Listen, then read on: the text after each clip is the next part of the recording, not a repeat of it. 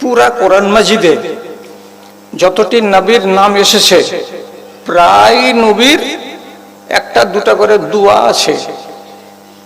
সবাই দোয়া করেছেন আল্লাহ তাআলার কাছে। আমার নবীও দোয়া করেছেন, হযরত মুসা দোয়া করেছেন, তার উল্লেখ আছে। নবী দাউদ দোয়া করেছেন, নবী সুলাইমান দোয়া করেছেন, হযরত আদম আলাইহিস সালাতু ওয়াস সালাম দোয়া করেছেন, এগুলো উল্লেখ আছে। কিন্তু যেটা পয়েন্ট আপনাকে বলছি, পুরো কোরআন মাজিদের ভেতরে হযরত ইব্রাহিম আলাইহিস সালাতু ওয়াস সালামের যত দোয়া আছে এতটি দোয়া কোন নবীর নাই, কোন নবীর নাই। এবং আজকে আপনাকে সবটি বলতে পারবো না, তো অন্তত এই কথাটা বলি যে নবী ইব্রাহিমের করা দোয়া কোরআন মাজিদে 10টা আছে। সবটি দোয়াকে আল্লাহ রাব্বুল আলামিন কবুল করেছেন, কিন্তু এই একটা দোয়াকে বলেছেন এটা কবুল হবে না। বাদ। তাহলে একটা মানুষের 9টা দোয়া কবুল হয়ে যাওয়া কি চারটি খানিক কথা? একটা দোয়া কবুল হলো না, এটা মনে মেনে নিচ্ছে যে চেয়েছিলাম 10খানি জিনিস, আল্লাহ আমাকে 9খানা দিয়েছেন, 1খানা দেননি, এটা মেনে নিতে পারছি। কিন্তু এটা তো ভাবুন যে একটা মানুষের 10টা দোয়ার ভিতরে 9খানা দোয়াকে আল্লাহ রাব্বুল আলামিন কবুল করে নিচ্ছেন। কোন গুণে, কি এমন উনি করেছিলেন আল্লাহ রাব্বুল আলামিন তার প্রতি এতটা সন্তুষ্ট হলেন যে যাই বলছেন তাই শুনে নিচ্ছেন, যেটাই চেয়েছেন সেটাই আল্লাহ কবুল করছেন। 1 নম্বরে বিসমিল্লাহ, তিনি প্রথম যেটা দোয়া করেছেন আল্লাহ তাআলার কাছে সেটা শুনেন। রব্বে হাবলি মিনাস সালিহিন। কি তরজমা? আল্লাহ রাব্বুল আলামিন তুমি আমাকে একটা সুন্দর নেক সন্তান দান করো, একটা সন্তান দাও।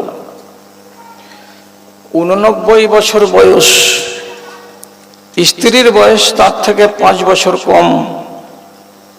তখন পর্যন্ত ছেলে পিলের মুখ দেখতে পাননি নবী ইব্রাহিম। এবার আপনি নিজে আন্দাজ করুন, নবী ইব্রাহিমের বয়স সম্পর্কে তথ্য পাওয়া যায় যে উনি 150 বছর বেঁচে ছিলেন। তার ভেতরে যদি 89 বছর গত হয়ে যায় আর তখন পর্যন্ত ছেলের মুখ দেখতে না পাই, তাহলে দ্বারস্থ হবেন কি হবেন না আল্লাহ তাআলার? এই জন্য তিনি 89 বছর বয়সে আল্লাহ তাআলাকে বলেছিলেন, আল্লাহ একটা আমাকে ছেলে দাও, ভালো ছেলে দাও, সৎ ছেলে দাও, নেক ছেলে দাও। কবুল করেছেন আল্লাহ। কোরআন মাজিদে আবার পরে আল্লাহ তাআলা বলছেন, ফাবাশশারনাহু বিগুলামিন হালিম। আমার নবী ইব্রাহিম যখন আমার কাছে দোয়া চাইলেন, তখন আমি তার ডাকে সাড়া দিয়ে আমি তাকে একটা সুন্দর ছেলে দান করলাম, একটা সৎ এবং ন্যায়পরায়ণ সন্তান তাকে দান করলাম। তার নাম ইসমাঈল আলাইহিস সালাম। তার আরেকটা স্ত্রী ছিল, ওর নাম হলো সারা। আর এটা যে যার পেট থেকে পয়দা হলো এর নাম হলো হাজেরা। সারা ছিল বন্ধা। সারা দান করেছিল নবী ইব্রাহিমকে হাজেরাকে খাদেমা, সেবিকা।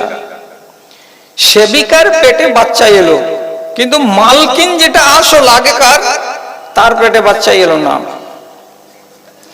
তো মোটামুটি নবীরই 2টা বিবি যখন, তখন বড় বিবির মনের ভেতরে একটু জ্বালা ধরলো যে তোর ছেলে হয়ে গেল আর আমার ছেলে থেকে গেল, আমি ছেলে পেলাম না। তো হযরত ইবনে আব্বাস রাদিয়াল্লাহু তাআলা আনহু বলছেন, নবী ইব্রাহিমের স্ত্রী সারা নিজের স্বামীকে ডেকে বলছেন, ফাইন্নাহা লা ইউসাকিনুনি মাই ফি বালাদি।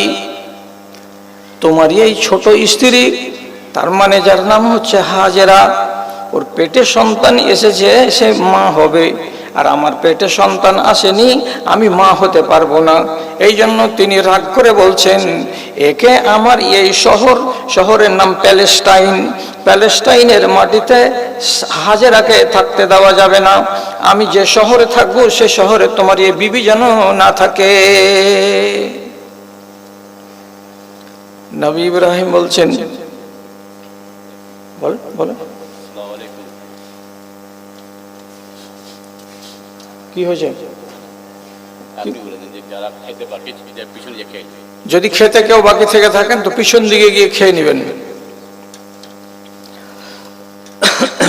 তো নবী ইব্রাহিম এবার কি করলেন, কয়েক মাসের শিশু ইসমাইল এবং তার মা হাজেরা, অর্থাৎ স্বামী, স্ত্রী এবং কোলের বাচ্চা, তিনজনকে নিয়ে প্যালেস্টাইন থেকে খেজুরের পুটলি আর বোতলে পানি নিয়ে রওনা দিলেন। এলেন কোথায়?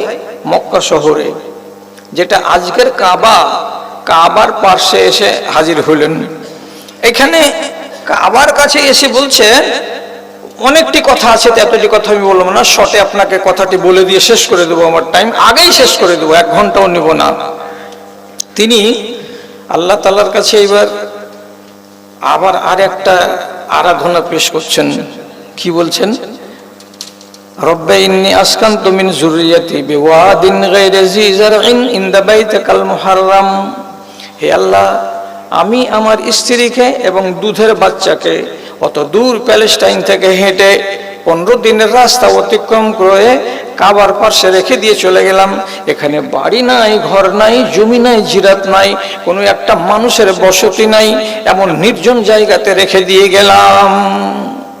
শেষ যেটা দোয়া, এই দোয়াটা এবার বলছি। তিনি কি বলছেন, কেন রেখে গেলাম এখানে? ওয়াজআল আফিদাতান নাসে তাহবি ইলাইহি। আয় আল্লাহ, আমি কাবার পাশে যে রেখে দিয়ে গেলাম, এই কাবার পাশে সারা দুনিয়ার মানুষের মনটাকে টেনে দিও, সারা দুনিয়ার মানুষের ইচ্ছাটাকে কাবার সঙ্গে বেঁধে দিও, যাতে করে দুনিয়ার মানুষ এই জায়গায় আসার জন্য ব্যাকুল হয়ে থাকে, যাতে করে এদেরকে দেখার জন্য এবং এদের নিদর্শনগুলোকে চোখ দিয়ে দেখার জন্য সারা দুনিয়ার মানুষের মনটা টাঙা থাকে। তাহলে কাবাকে দেখার জন্য আর কাবাতে যেগুলো নিদর্শন আছে সেগুলোকে দেখার জন্য মানুষের মনটাকে আল্লাহ তুমি লটকিয়ে দিও, টেঙে দিও, এর সঙ্গে তুমি জুড়িয়ে দিও, যেন মনটা লাগাই থাকে। পৃথিবীতে যারা অমুসলিম তারাও একবার করে শখ করে, যদি একবার কাবাকে কাছে থেকে দেখতে পেতাম। জি, আমাদের দেশের যেটা বিগত দিনের এক প্রধানমন্ত্রী ছিলেন, লেডিস মহিলা, তিনি আবদার করেছিলেন বাদশাহ ফাইসালের কাছে যে আমাকে কাবার কিনারায় গিয়ে কাবা দেখতে দিতে হবে। তখনকার রাজা ফাইসাল বলেছিলেন, মক্কার হারাম শরীফের বাইরে বড় বড় বোর্ডে লেখা আছে মামনুউদ দুখুল লিগাইরিল মুসলিমিন, অমুসলিমদের জন্য হারাম শরীফের ভেতরে প্রবেশ নিষেধ। সুতরাং আমি যদি আপনাকে যাওয়ার অনুমতি দিই, সারা দুনিয়ার মুসলমান আমাকে ছিঁড়ে খাবে, আমি এত বড় কাজ করতে পারবো না। তাহলে অমুসলিমেরও দিল টানছে যে আমি একবার যাব, কাবা কেমন তো দেখবো, সারা দুনিয়ার মানুষ পাগল কেন। এখানে যতটি লোক একবার কাবাকে দেখেছে ওই সাক্ষী দেবে। কালকে সকালে চায়ের দোকানে আপনি জিজ্ঞেস করবেন যে চাচা তুমি তো দেখেছো কাবা, একটা প্রশ্ন করেন তো, আচ্ছা আরেকবার যদি যাবার সুযোগ লাগে তুমি যাবা?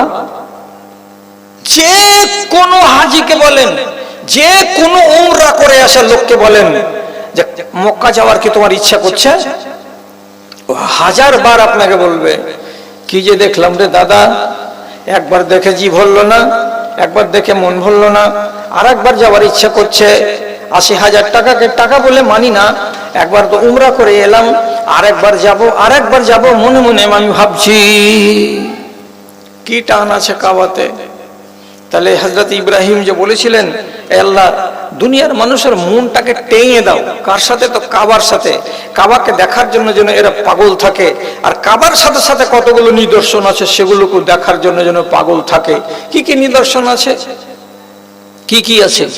ওখানে জমজমের ইন্দারা আছে, কেন হলো তার কাহিনী আছে।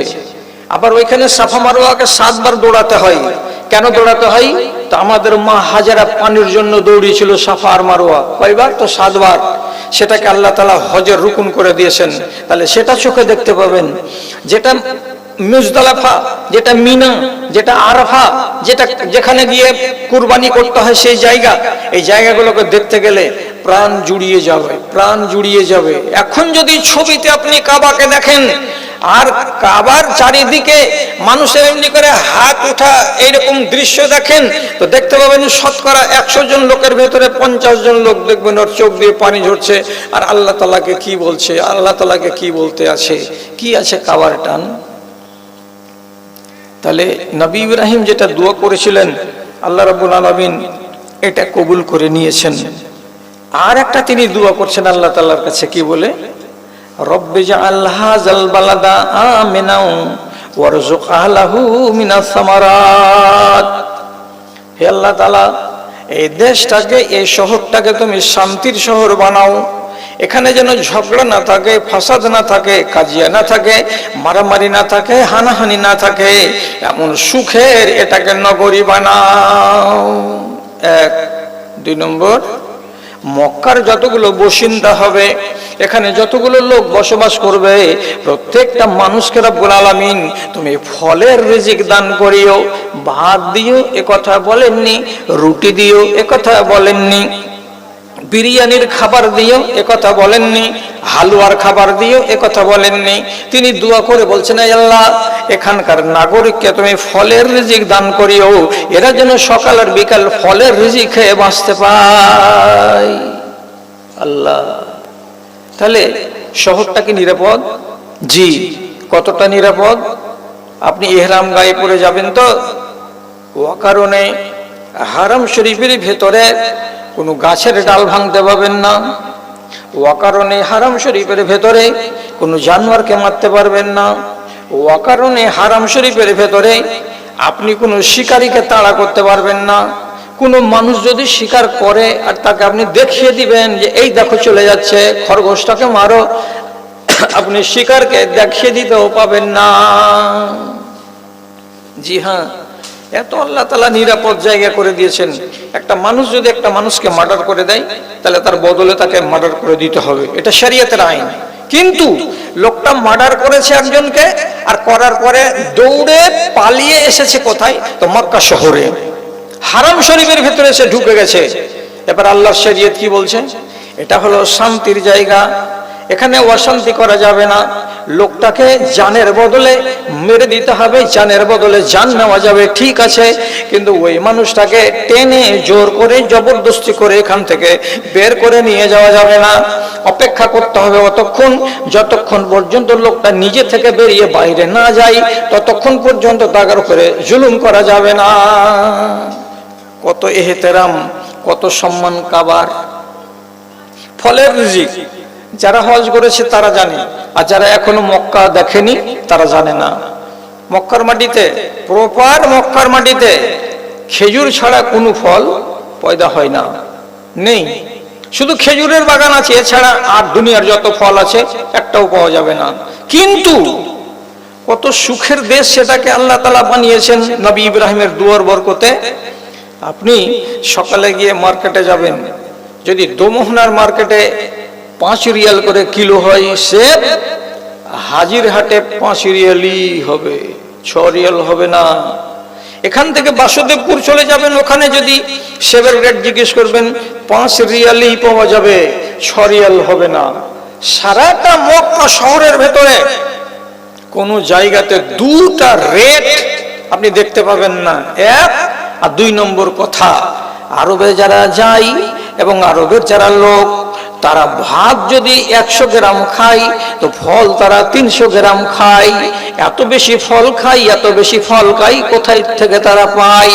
আল্লাহর কসম খেয়ে বলছি, সারা পৃথিবীতে যে দেশে যেটা ফল জন্মগ্রহণ করে সেখানকার লোকেরা বেশি টাকা কামাই করার উদ্দেশ্যে যেগুলো তাজা তাজা ফল, যেগুলো মোটা মোটা, যেগুলো আসল চুনা চুনা ফল, ওইগুলোকে তারা আরবের মাটিতে পাঠিয়ে দেয়। ওখানে যেতে গেলে তারা দাম বেশি পাবে। তার জন্য আমিও লোভী, বাংলাদেশ থেকে আমি কাঁচা সবজি পাঠাই। আমিও লোভী, ভারত থেকে ফুলকপি আর বেগুনগুলোকে পাঠাই। আমিও লোভী, দক্ষিণ আমেরিকার গুয়ানা শহর থেকে লম্বা লম্বা কলাগুলো যায় লেবাননের মাটিতে এবং মিশরের মাটি থেকে। এত সুন্দর সুন্দর ফল, এত সুন্দর সুন্দর সেব এবং আঙ্গুর আর কিশমিশ এবং আরো যত ফল হয়, ঢেরি লেগে আছে রে দাদা, ঢেরি লেগে আছে। রাবিশ ফল একটাও দেখতে পাওয়া যাবে না, থার্ড ক্লাসের ফল একটাও দেখতে পাওয়া যাবে না। হাই কোয়ালিটির ফল বাজারে বাজারে, দোকানে দোকানে অ্যাভেলেবল আছে। শুধু হাতে পয়সা থাকলেই হলো। যেখানকার লোকেরা ভাত পানি যদি কম খায় তো সব থেকে বেশি বেশি করে প্রত্যেকটা টাইমে টাইমে ফল চিবায়। কেন চিবাবে না? যদি হাটে যান, বাজারে যান, আমরা বহুদিন আগেকার কথা বলছি, এখন একটু বেড়ে হবে। এত বড়টা 5 কেজির একটা আঙ্গুরের বাক্স, 5 রিয়াল দাম। 5 রিয়ালে 5 কেজি। যদি খুল্লা নেবেন কেজি কেজি করে, তো খোলা মার্কেটে নেবেন তো সেটা হয়ে যাবে আপনার 6 রিয়াল করে কেজি। তো বেশি 2 রিয়াল করে কেজি, তাহলে বেশি হয়ে গেল। একটা খাঁচা কিনে নেবেন তো 5 রিয়ালে 5 কেজি আঙ্গুর আপনারা 7 জন মিলে খান না, কত সোজা। 5 রিয়ালের দাম কত বর্তমানে ভারতবর্ষের টাকাতে? 5 20 100 100 টাকা। কত ফল সেখানে আমদানি হচ্ছে। প্রত্যেকটা ফলের গায়ে আপনি দেখতে পাবেন লেবুল লাগানো আছে। এটা কোন দেশের ফল, এটা কোন দেশ থেকে এসেছে। এমনকি সকালবেলায় ঝিঙা কিনবেন, করলা কিনবেন, তার গায়েও দেখবেন ছোট ছোট লেবুল লাগানো আছে। এটা বাংলাদেশের নেই, এটা ইন্দোনেশিয়ার, আর না হয় এটা ভারতের। তাজা তাজা ফল সেখানকার মাটিতে আমদানি করা হচ্ছে আর সেখানকার লোকেরা খাচ্ছে। জি, তাহলে এটাও আল্লাহ তাআলার নবী ইব্রাহিমের দোয়া কবুল হয়ে গেছে। উনি আর একটা দোয়া করে বলছেন, আল্লাহ আমার বংশে তুমি নবী দিও। কি বললেন? আমার বংশে এই ধারায় তুমি নবী দিও। ওয়াবআস ফীহিম রাসূলান, এদের মধ্য থেকে রব্বুল আলামিন তুমি একটা নবী দান করিও। তাহলে একটা নবী দান করিও বলে দোয়া করে থামলেন। আবার আর এক জায়গাতে তিনি কি বলছেন আল্লাহকে দোয়া করে, ওয়াজনুবনি ওয়া বানিয়া আন না'বুদাল আসনাম, আমাকে বাঁচাবে, আমার ছেলে পেলেকে বাঁচাবে, ওরা যেন কোনোদিন মাটির প্রতিমার পূজা না করে, এরা যেন মাটির খোদার পূজাতে হাত না লাগায়। আমাকেও বাঁচাবে, আমার আল আওলাদকেও বাঁচাবে, এরা যেন কেউ মাটির প্রতিমার পূজা না করে। তাহলে কটা কথা বললেন? একটা হলো কি, আমার আওলাদকে মাটির পূজারি তুমি বানাবে না, এক। আর 2 নম্বর হলো কি, আমার এই বংশধারা থেকে তুমি নবী প্রেরণ করিও বা নবী দান করিও। এবার কথা হলো কি, আল্লাহ রাব্বুল আলামিন এই দোয়াটাকে কবুল করলেন না করলেন না? তো ভালো করে একটু সোজা ভাষাতে চিনবেন। আমি গোড়াতে বলেছি 1 ঘন্টা নিব না, তার আগে আপনাকে ছেড়ে দেব। রসুল ইব্রাহিম, নবী ইব্রাহিম থেকে শুরু করে আমার নবী মুহাম্মদ সাল্লাল্লাহু আলাইহি সাল্লাম পর্যন্ত এই মাঝখানে আছে কাছাকাছি 24টা লোক। কজন লোক? 24 জন লোক আছে। আজারের বেটার নাম ইব্রাহিম, ইব্রাহিমের বেটার নাম ইসমাইল, ইসমাইলের বেটার নাম, তার বেটার নাম, তার বেটার নাম, করতে করতে করতে করতে করতে করতে নিচে চলে আসবে আমার নবী মুহাম্মদ সাল্লাল্লাহু আলাইহি সাল্লাম পর্যন্ত। মাঝখানে কতটি দাদুকে পাওয়া যাবে? 24টা দাদুকে পাওয়া যাবে। 24 জন দাদু গত হওয়ার পর আব্দুল মুত্তালিবের বেটা আবু তালেব, তার বেটা হলেন কে? নবী মুহাম্মদ সাল্লাল্লাহু আলাইহি ওয়াসাল্লাম।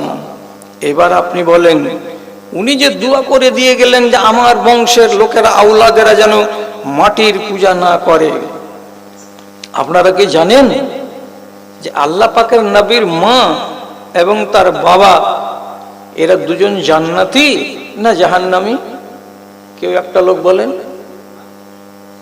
জান্নাতি না জাহান্নামী? জানেন না? রাসূলুল্লাহ নিজে হাদিসে বলেছেন, একজন লোক এসে বলছে যে আমার বাপ কোথায় আছে রাসূল মরার পরে? তো রাসূলুল্লাহ বললেন, তোমার বাপ জাহান্নামে। মনটা খারাপ হয়ে গেল সাহাবী, আমার বাপ জাহান্নামী, যেহেতু মুশরিক ছিল। মন যখন খারাপ হয়ে চলে যাচ্ছেন, তখন রাসূলুল্লাহ ওই সাহাবীকে সান্ত্বনা দেওয়ার জন্য বলছেন, তোমার বাপ এবং আমার বাপ দুজনই জাহান্নামী। আহারে, দুজনই জাহান্নামী। মায়ের কথা, রাসূলুল্লাহ মায়ের কবরে গেছিলেন মাগফিরাতের দোয়া করার জন্য। আল্লাহ তাআলা সাথে সাথে হাত তুলে দোয়া করার আগেই নিষেধ করে দিয়ে বলছেন, মা কানা লিনাবিয়্যিন ওয়াল্লাযীনা আমানু আইয়াস্তাগফিরু লিল মুশরিকিন। কোন নবীর উচিত নয়, কোন মুমিনের উচিত নয় একজন মুশরিক মানুষের জন্য তার কাছে মাগফিরাতের দোয়া করা। রাসূলকে থামিয়ে দেওয়া হলো। রাসূল দোয়া করতে পারলেন না মায়ের মাগফিরাতের জন্য। শেষে আল্লাহ তাআলা বললেন, তুমি জিয়ারত করতে পারো মায়ের কবর, কিন্তু মাগফিরাতের দোয়া করবে না।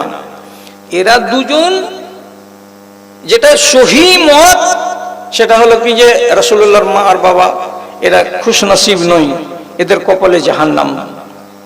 আপনি তাহলে এবার বলবেন, এরা তাহলে মাটির পূজা করেছে? কথাটাকে হালকা করে বুঝবেন, এরা মুশরিক, এটা ঠিক।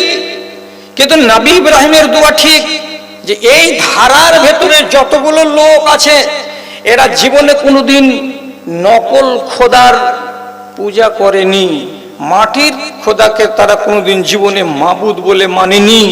কিন্তু তাদের কাছে দিন ছিল না, তাদের কাছে কোনো ধর্ম ছিল না বলে তাদের কাছে সহি কোনো আকীদা, সহি কোনো বিশ্বাস, কোনো চিন্তাধারা ছিল না। এই জন্য তারাকে গণনা করা হয়েছে মুশরিকদের মধ্যে, আর মুশরিক হালাতে মরে গেছে বলে তারা জাহান্নামী। তাহলে আল্লাহ তাআলা এই ধারাটাকে বাঁচিয়ে রাখলেন কিসের জন্য? যে এই ধারার মধ্য থেকেই আমি শেষ নবী পয়দা করব। তাহলে আমার নবী যদি পয়দা হতেন মাটির পূজা করা লোকের কাছ থেকে, পেট থেকে, আর মাটির পূজা করা লোকের পৃষ্ঠ থেকে, তাহলে এটা আমার জন্য কলঙ্কের বিষয় হতো। আর হযরত ইব্রাহিম আলাইহিস সালাতু ওয়াস সালামের দুয়াটা যেন আল্লাহ তাআলা ঠিকঠাক করে কবুল করেননি, এটাই প্রমাণ হতো। কিন্তু মুহাদ্দিসিনে কেরাম আর দুনিয়ার মুফাসসিরিনে কেরাম বলছেন যে না, এই বংশের ভেতরে যতগুলো লোক আছে ধারাই, এরা মুশরিক হতে পারে বটে, কিন্তু এরা জীবনে মাটির পূজা করেনি, মাটির খোদাকে এরা আল্লাহ বলতে যায়নি। কিসের দৌলতে? নবী ইব্রাহিমের দোয়ার বরকতে। ছেড়ে দিন ওইসব কথা। তাহলে এটাও একটা দোয়া কবুল হলো। আর শেষ বেলাতে হযরত ইসমাইলের ধারাতে প্রায় 2400 বছর, 2500 বছর, কিংবা অন্য মতে 2600 বছর পর মক্কার মাটিতে আল্লাহ রাব্বুল আলামিন নবী ইব্রাহিমের নসল থেকে নবী দিলেন কাকে? নবী মুহাম্মদ মুস্তাফা সাল্লাল্লাহু আলাইহি ওয়াসাল্লামকে। ওদিকে সারা এই সতীনের বাচ্চা ভূমিষ্ঠ হওয়ার পরে পরেই আল্লাহ তাআলা তার পেটে বাচ্চা দিয়ে দিলেন। ওর পেট থেকে একটা বেটা পয়দা হলো, সেটা হলো 92 বছর বয়সে। ইব্রাহিম নবী কত বছর বয়সে ইসমাইলকে পেয়েছিলেন? 89 বছর বয়সে। আবার ওই স্ত্রীর পেট থেকে একটা ছেলে পেলেন, তখন তার বয়স কত হয়েছিল? তো 92 বছর বয়সে সারার পেট থেকে একটা বেটা পয়দা হলো। রব্বুল আলামিন তার নাম রেখে দিলেন ইসহাক। ওটাও নবী। ওর ধারা থেকে নবী এসেছে অনেকগুলো নবী, অনেকগুলো নবী। আপনি নবী গুনতে পারবেন না, এত নবী এসেছে ওই ধারায়। সারার পেট থেকে ইসহাক, ইসহাকের পেট থেকে নবী যত এসেছে, এতটি নবী এই ধারাতে নেই, মাত্র একটা নবী আছে। ওখানে 50টা নবী যদি এসেছে, তো এই ধারাতে একটা নবী এসেছে। একটা নবীর ফজিলত 60টা, 70টা, 80টা নবীর ফজিলতের কাছে কিচ্ছু নয়, এটা অনেক উঁচুতে। তাহলে নবী ইব্রাহিমের এটাও দোয়া কবুল। এইবার কাবাকে নির্মাণ করলো দু বাপ বেটা। নির্মাণ করা যখন হয়ে গেল, তখন আল্লাহ রাব্বুল আলামিন বলছেন, এ কাবাকে তো আবাদ করতে হবে। কাবাকে আবাদ না করলে হবে না। তখন আল্লাহ তাআলা নবী ইব্রাহিমকে বলছেন, ওয়া আযিন ফিন্নাসে, মানুষের সামনে গিয়ে ডাক দাও, জোর করে ডাক দাও, ইয়াতুকা রিজালান মিন ইয়াতুকা রিজালান ওয়া আলা কুল্লি দামিরিন ইয়াতিনা মিন কুল্লি ফাজ্জিন আমিক। তুমি যদি ডাক দাও, তোমার ডাক শুনে দূর দারাজ থেকে মানুষ পায়ে হেঁটে এই কাবাতে আসবে, অথবা কালো কৃষ্ণ রঙের উটের পিঠে চড়ে ওখান থেকে কাবার কাছে আসবে, এবং এমন এমন এমন দুর্গম জায়গা থেকে আসবে তুমি কল্পনা করতে পারবে না। ডাকো মানুষকে। তখন নবী ইব্রাহিম বলছেন, আল্লাহ আমি যে ডাকবো, তা আমার আওয়াজ এখান থেকে তো এই বিকোড়ের হাট পর্যন্ত যাবে না, তা আপনি যে বলছেন দূর এলাকা থেকে আসবে, পায়ে হেঁটে আসবে, উঠে চড়ে আসবে, এত দূরের লোক কি করে শুনতে পাবে আমার আওয়াজ? রব্বুল আলামিন বলছেন, আলাইকান নিদাও ওয়া আলাইয়া আল বালাগ। তোমার কাজ হলো ডাক ছাড়া, আমার কাজ হলো পৌঁছে দেওয়া। তুমি ডাক ছাড়ো, কেমন করে পৌঁছাতে হবে সেটা আমি জানি। তোমাকে পৌঁছাবার দায়িত্ব দেওয়া হয়নি, তোমাকে আওয়াজ দিতে বলা হলো, তুমি লোককে আওয়াজ দাও। হযরত ইব্রাহিম আলাইহিস সালাতু ওয়াস সালাম মক্কার পাশে আবি কুবাইস নামক পাহাড়ের উপরে চড়লেন, আর চড়ার পরে একবারে জোর করে আওয়াজ দিয়ে বলছেন, ও লোকেরা, যারা যারা আমার আওয়াজ শুনতে পাচ্ছ, তোমরা কাবার জিয়ারতের জন্য এসো। কাবা তোমাদের অপেক্ষায় আছে, কাবাকে নতুন করে নির্মাণ করা হয়েছে, কাবার জিয়ারত করো এবং তাওয়াফ করে তোমরা ধন্য হও। রব্বুল আলামিন তার কুদরতে সারা পৃথিবীর মুসলমানদের ভিতরে যার যার কানে নবী ইব্রাহিমের আওয়াজকে পৌঁছে দিয়েছিলেন। সেদিন যারা জীবিত ছিল তাদের মধ্যে, যারা জন্মগ্রহণ করেনি তাদের মধ্যে, কিয়ামত পর্যন্ত যত লোক আসবে তাদের মধ্যে যারা যারা ওই ডাককে শুনতে পেয়েছে, তারা যেমন করেই হোক না কেন, টাকা ধার করে হলেও, ভিটে মাঠে বিক্রি করে হলেও, তারা নবী ইব্রাহিমের আওয়াজ যে শুনেছে, তো আওয়াজের জবাব দিতে হয় কি বলে? লাব্বাইক। আপনি ডাকছেন তো? লাব্বাইক, আমি উপস্থিত, আমি শুনতে পেলাম আপনার ডাক, আমি আপনার ডাকে সাড়া দেব। এই জন্য দুনিয়ার মানুষকে যখন কাবার মুখী হতে হয়, তখন একটা এই বাক্য পড়তে পড়তে যেতে হয়।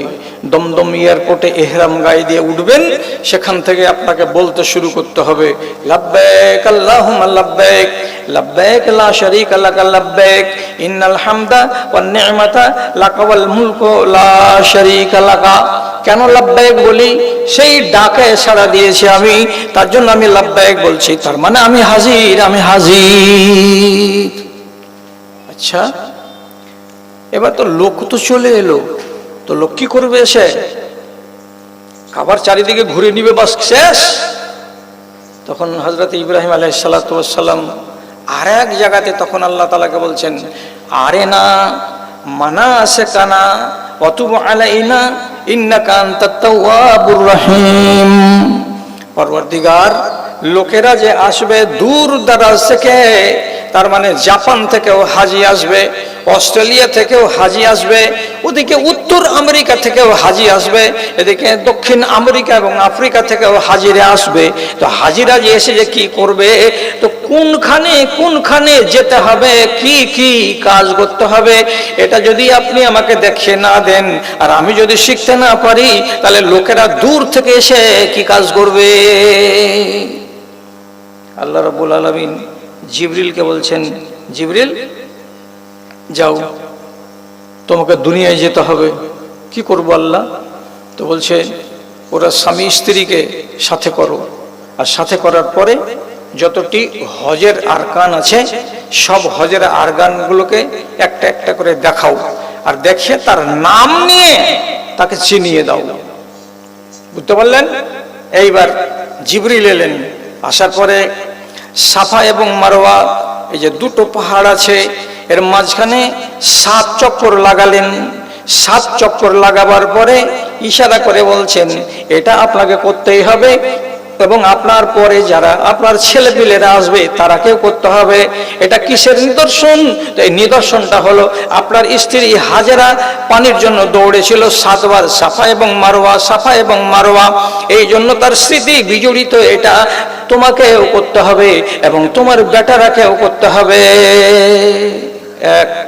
2 নম্বর, হযরতে হাজেরা আমাদের মা 7 চক্কর দেওয়ার পরে শিশু শুয়ে আছে ইসমাইল, হয়তো বাচ্চা মরলো নাকি, দৌড়ে এসে দেখতে এসেছেন।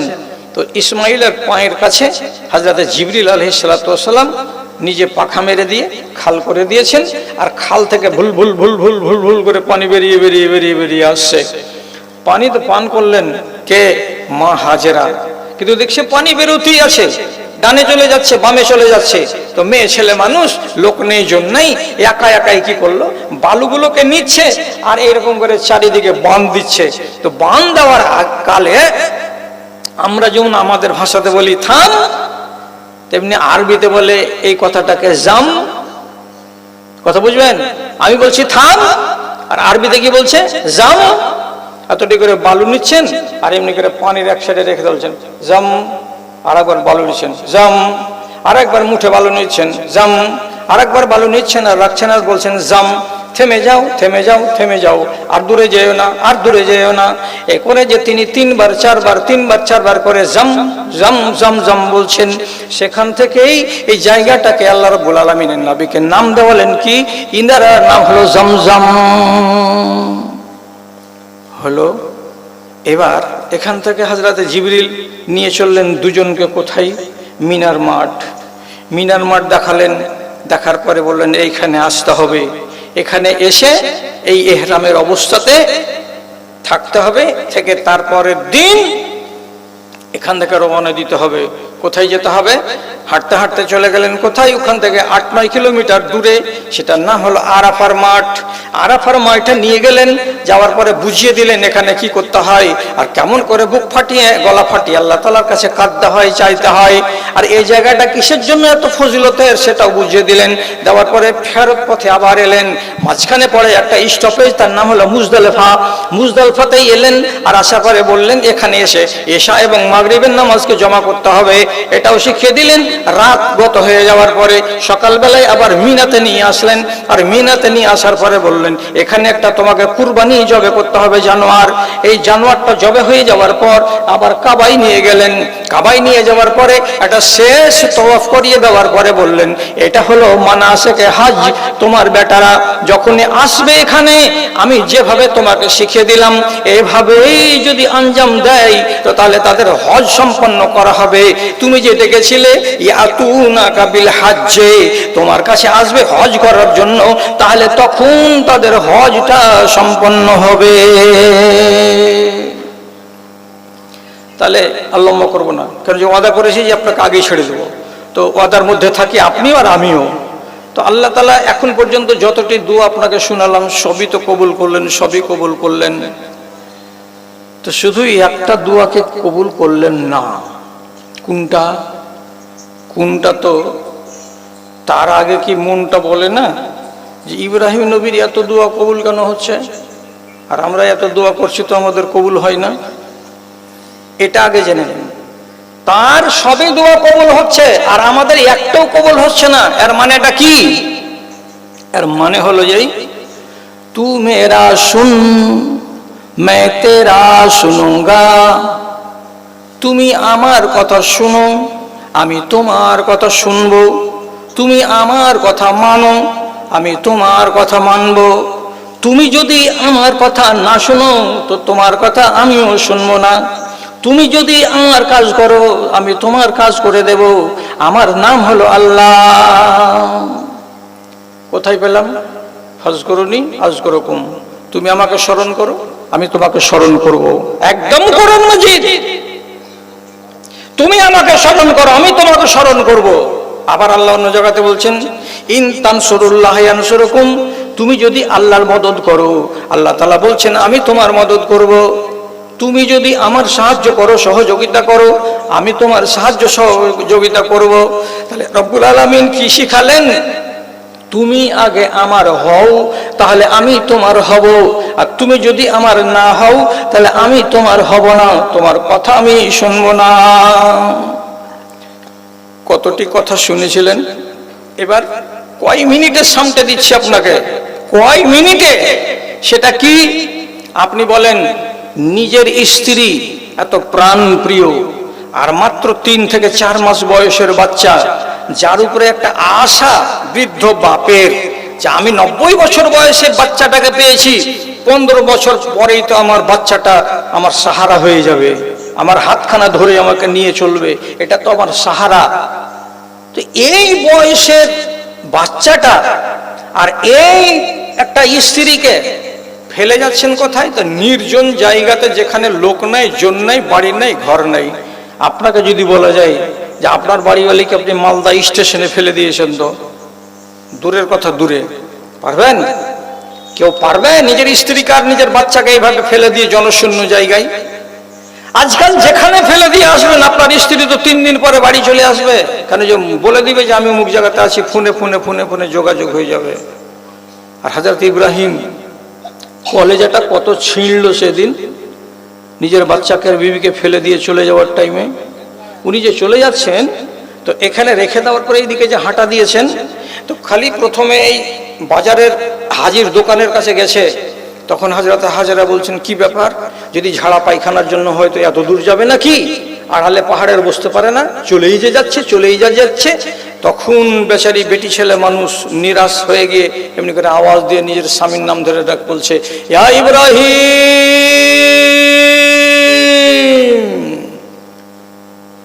কোথায় যাচ্ছ?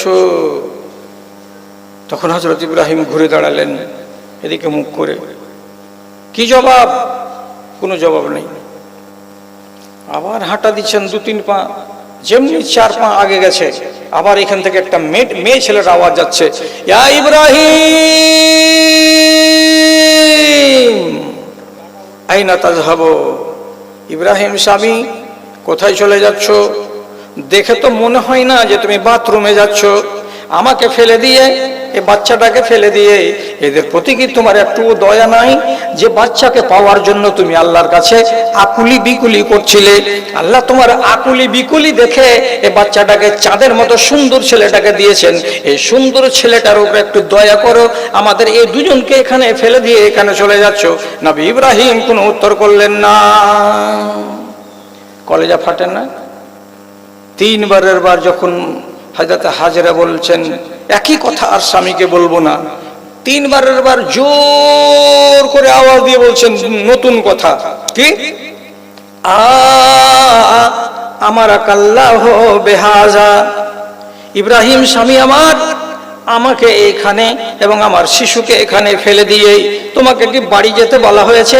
এটা কি আল্লাহর আদেশ নাকি যে তুমি আল্লাহর আদেশকে পালন করছো?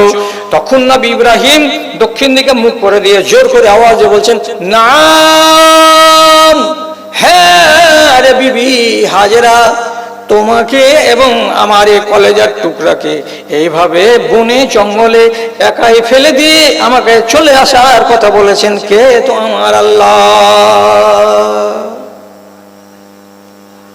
তখন হাজেরা বলছেন, ইজান লা ইউজিউনা, তাহলে আল্লাহ আমাদের বরবাদ করবেন না।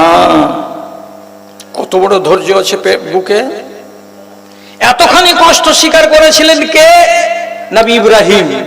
আল্লাহ বললেন এটা করতে হবে, নবী ইব্রাহিম বললেন যে না, আমি বুড়া বয়সে একটা ছেলে পেয়েছি, আমি তাকে ফেলবো, এটা করতে পারবো না আমি। উনি এ কথা বলেননি, আল্লাহ বললেন, বাস মেনে নিলেন। আর শুনবেন, সময় শেষ হয়ে গেছে, আমি ছেড়ে দিচ্ছি। তাহা কি? ইব্রাহিম নবী মাটির খোদাকে ভেঙে ফেলে দিয়েছিলেন। ওর বাপ ছিল মৃৎশিল্পী, মাটির খোদা বানাতে জানতো আজার। আজারের কানে খবর গেল যে তোমার বেটা এরকম বেয়াদবি করছে। তখন নিজের বেটাকে বাপ ডেকে বলছে, লাইন লাম তানতাহে লারজুমান্নাকা, এ ইব্রাহিম তুমি আমার বেটা, আমি হলাম তোমার বাপ, আমি শুনেছি আমাদের খোদাগুলোর সঙ্গে তুমি অন্যায় ব্যবহার করেছো বা করো, তুমি যদি না থামো, তুমি যদি নিজেকে না রুকো, সংবরণ না করো, আমি বাপ বলছি, বাপ হয়ে তুমি বেটা, তোমাকে আমি জীবন্ত রজম করে দেব, পাথর মেরে মেরে তোমার জানকে আমি নিয়ে নিব, আমি বেটা বলে পরোয়া করব না। হয়তো বাপ যদি বেটাকে পাথর মেরে কোমর পর্যন্ত গেড়ে পুঁতে দিতে চাই, তাহলে পৃথিবীতে আর এর চাইতে শক্ত দিলের বাপ কে আছে? তুমি থামবা না, থামবা না। হযরত ইব্রাহিম তারপরে এই কথাটা বাপ যখন বলে দিল, তখন শেষের বেলায় নবী ইব্রাহিম শুধু একটা কথা বললেন, সালামুন আলাইকুম, বাজান সালাম দিয়ে আমি চলে যাচ্ছি, আমি এখানে আর থাকবো না। সাআতাজিলুকুম ওয়া মা তা'বুদুন, তুমি যেগুলোকে মানছো সেগুলোকেও ছেড়ে দিলাম এবং তোমাকেও আমি ছেড়ে দিলাম। তুমি যে আমার বাবা, তোমাকে আর কাল থেকে বাবা বলে আমি ডাকবো না।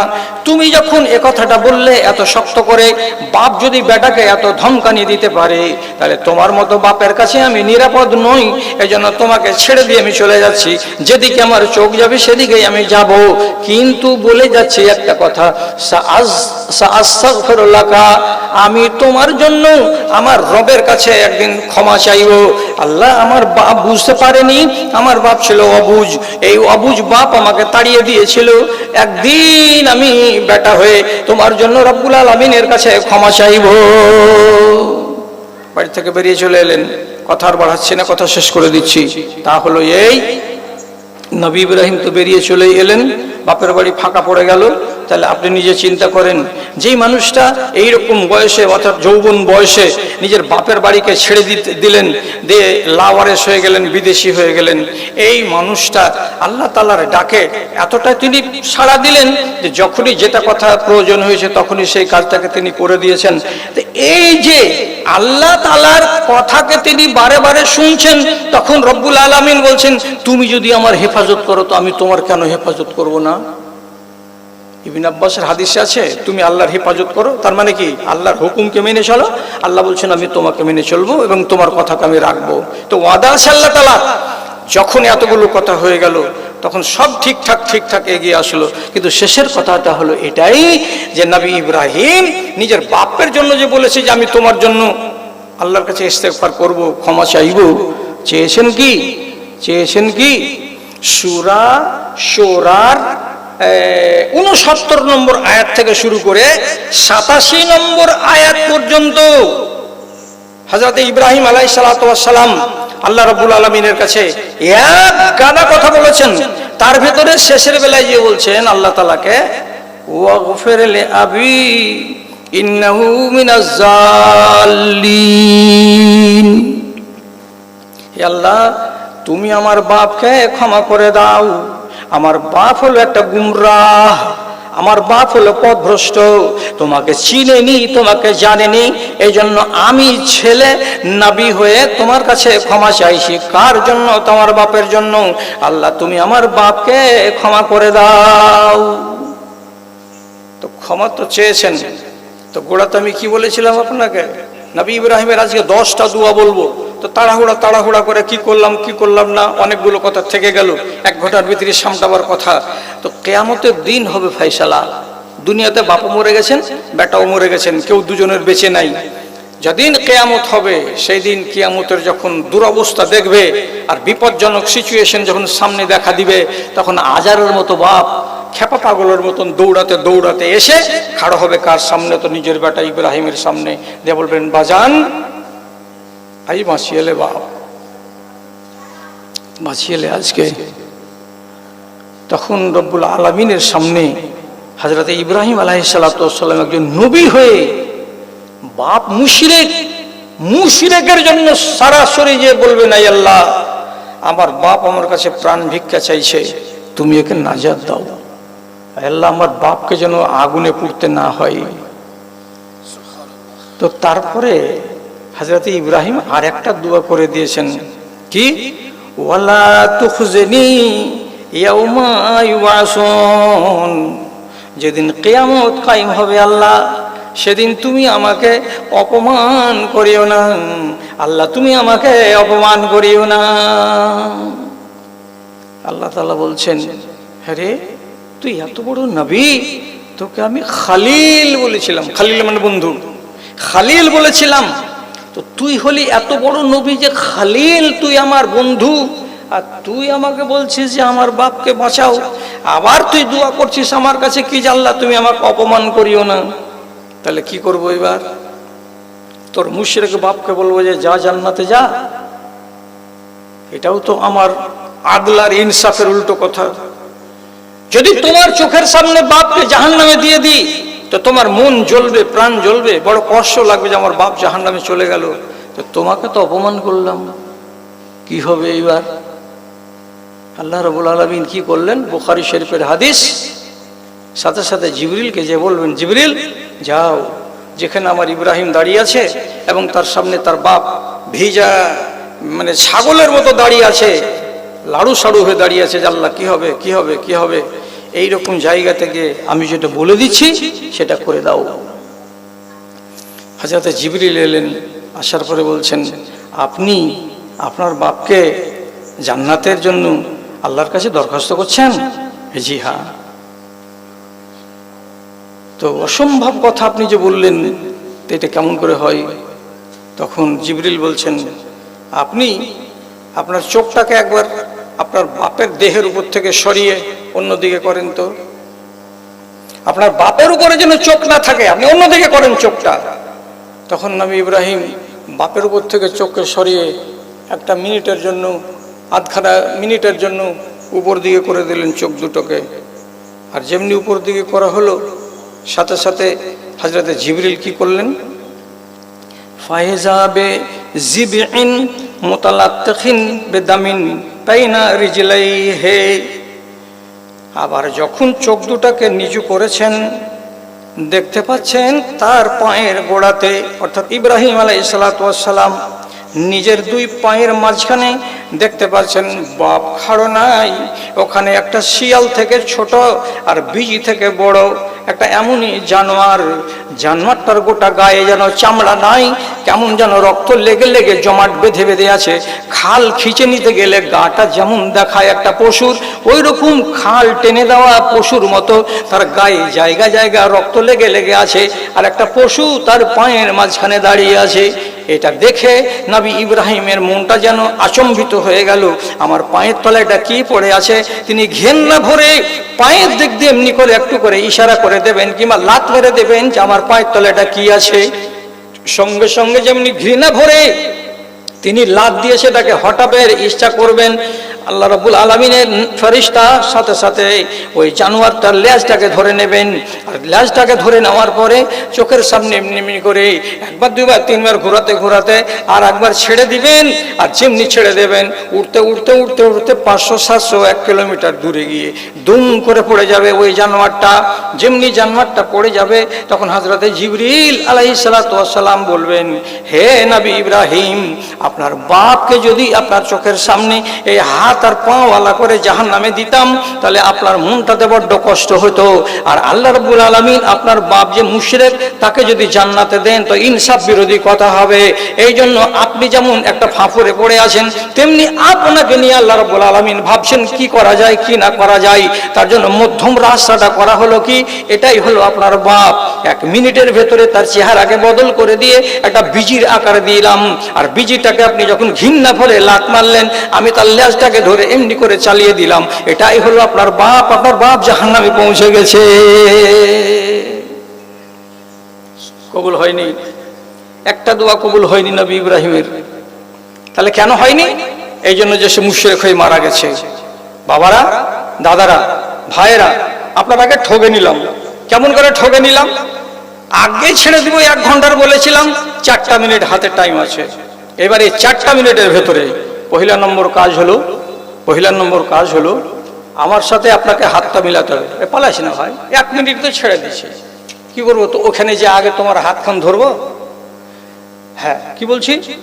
আপনি আমার হাতখানে হাত ঠেকাবেন তো কিছু লিয়ে ঠেকান তাও ভালো, আর খালি হাত ঠেকাবেন তাও ভালো, কিন্তু হাত ঠেকাতে হবে। 1, 2 নম্বর কথা, অসুখ ভালো হয় দুয়াতে আর অসুখ ভালো হয় দাওয়াতে। এটা মানেন না? যদি না ভালো হয় তো মাওলানারা দোয়া কেন দিচ্ছে? আজেবিল বাস রাব্বানা শেষ পর্যন্ত শাফি। তো আপনাকে যদি কোনো রোগ থাকে তো আপনি সেই রোগটাকে আল্লাহর কাছে দোয়া করে যে সারবেন, রোগ সারাবার দোয়া জানা আছে? আলহামদুলিল্লাহ। তো রোগ সারাবার জন্য কতটি দোয়া আছে আর আপনি কয়টা জানেন? তো বলছি এই যে এই টেবিলের উপরে দেখেন করে একটা বই রাখা আছে, আপনি বইখানটার নাম